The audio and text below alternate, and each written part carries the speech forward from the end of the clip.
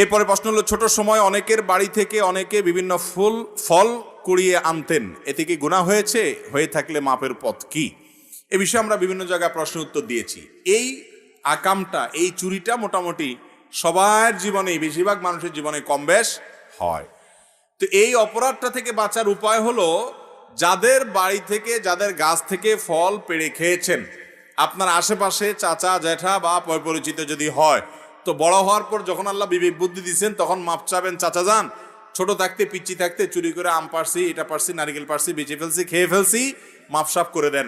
কেউ এটা আটকে রাখার কথা না। আপনি মাপ চাইলে কি করবে? মাফ করে দিবে ইনশাল্লাহ, মাপ চেয়ে নিবেন।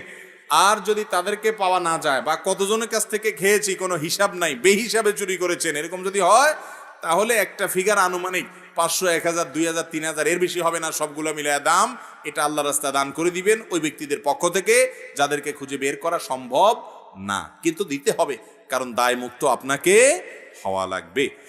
এরপরে প্রশ্ন হলো, বর্তমানে যুবকদের মাস্টারবেশন থেকে মুক্তির উপায় কি? এটা একটু আগে বলেছি।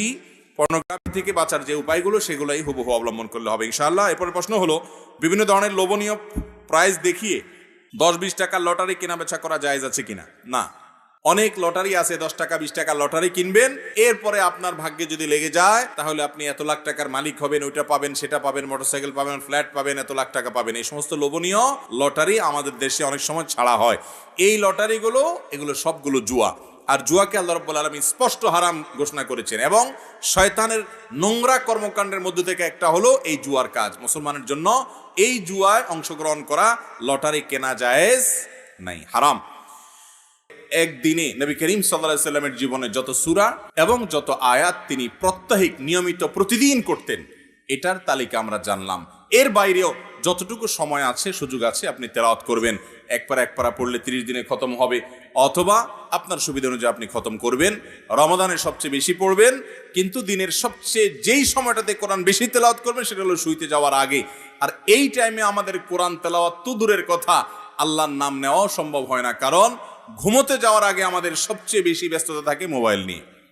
এই পরিমাণ মোবাইল নিয়ে ব্যস্ত থাকি আমরা যে সারাদিনে যা টিপাটিপি হয়, ঘুমোতে যাওয়ার সময় সবচেয়ে বেশি টিপাটিপি হয়। কোনোদিন যদি ব্যস্ত থাকি তাহলে কাজা কাফারা সহকারে শোয়ার আগে আমরা মোবাইল টিপে তারপর শুই, ঠিক না ভাই? ঠিক। দুর্ভাগ্য এবং কপাল পড়া আমরা কেন? এই হতভাগা এবং কপাল পড়া হওয়ার অন্যতম প্রধান কারণ হলো, ভাইরা আমার, কোরআন থেকে দূরে সরে যাওয়া। অতএব এই কোরআনকে সঙ্গ দেব তো ইনশাআল্লাহ, কোরআনের সান্নিধ্যে থাকবো তো ইনশাআল্লাহ। একটা কোরআনের অনুবাদ, সংক্ষিপ্ত তাফসীর আপনার আশেপাশে রাখবেন। প্রতিদিন আপনি অন্তত 5 মিনিট হলেও কোরআনকে সময় দিবেন। আর বিশেষভাবে নবী করিম সাল্লাল্লাহু আলাইহি সাল্লাম প্রাত্যহিকভাবে প্রতিদিন দৈনন্দিন কোরআনের যে অংশগুলো তেলাওয়াত করতেন, এটার তালিকা আপনি লিখে নিয়ে অন্তত এটাকে নিয়মিত আমল করবেন। আল্লাহ আমাকে আপনাকে আমাদের সবাইকে আমল করার তৌফিক দান করুন। জাযাকুমুল্লাহু খায়রা ওয়া আখিরু দাওয়ানা আলহামদুলিল্লাহি রাব্বিল আলামিন।